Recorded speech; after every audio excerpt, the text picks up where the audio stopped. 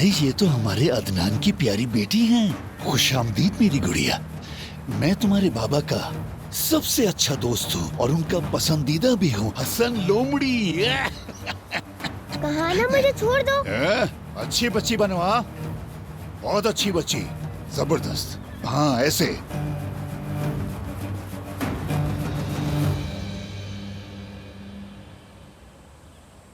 किसी को कुछ पता चला क्या?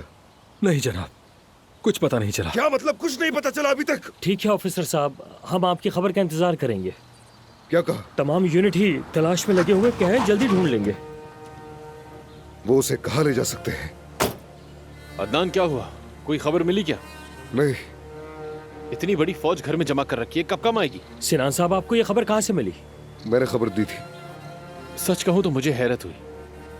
तुमने ईशा को बरसों पाला है, तुम्हें जानने का हक है। ओह शुक्रिया। अदनान, देखो बाबा को कुछ याद आया है।